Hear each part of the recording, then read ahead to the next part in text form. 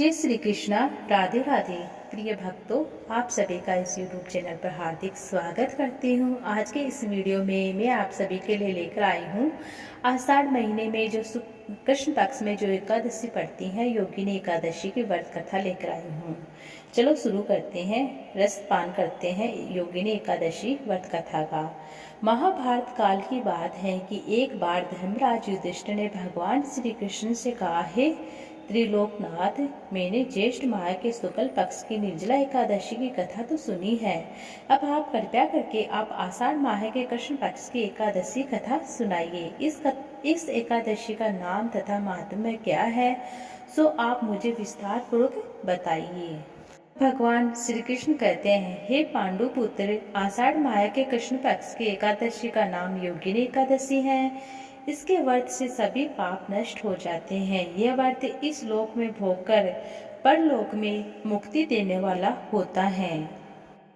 हे धर्मराज, यह एकादशी तीनों लोकों में प्रसिद्ध है। इसके व्रत से सभी पाप नष्ट हो जाते हैं।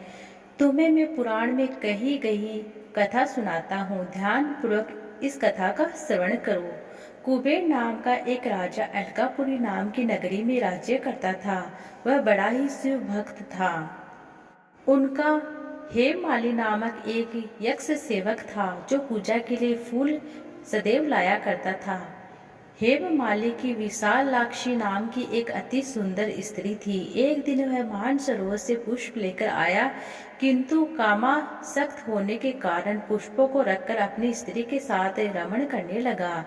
इस भोग विलास में दोपहर हो गई और हेममाली की राह देखते देखते जब राजा कुबेर को दोपहर हो गई तो उसे बड़ा ही क्रोध आया।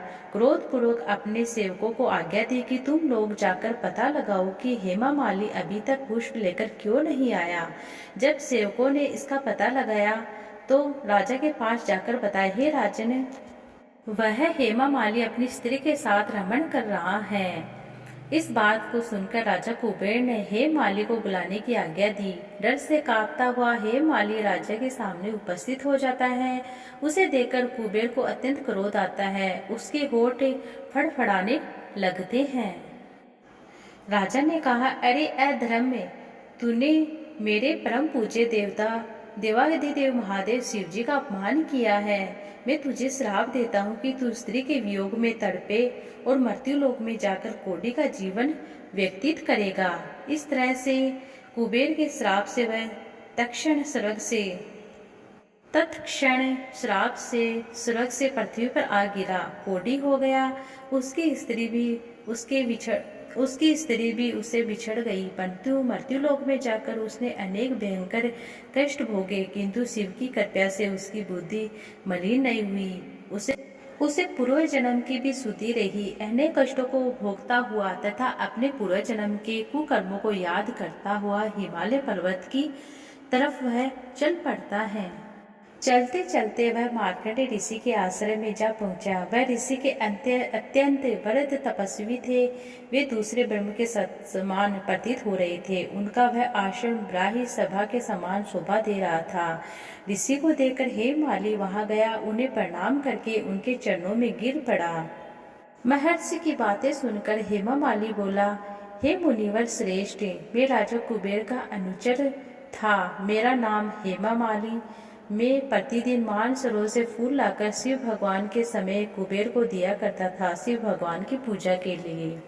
एक दिन पत्नी सहवास के सुख में फंस जाने के कारण मुझे समय का ज्ञात ही नहीं रहा। दोपहर तक पुष्प न पहुंचा, इसके कारण तब उन्होंने मुझे श्राप दे दिया।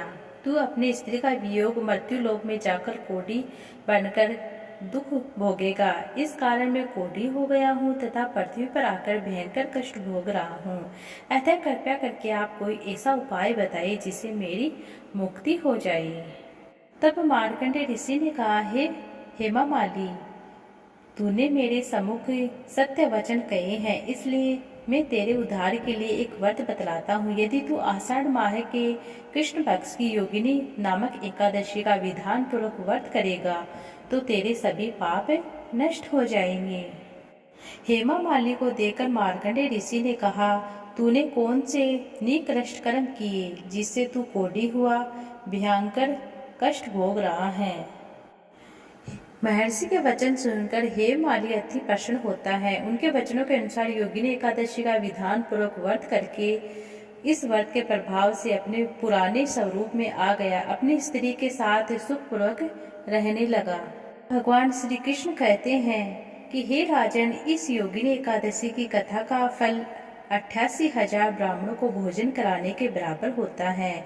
इसके बाद सभी पाप नष्ट हो जाते हैं और अंत में मनुष्य मोक्ष प्राप्त करता है, प्राणी स्वर्ग का अधिकारी बन जाता है। इस तरह से यह थी योगिनी एकादशी की व्रत कथा।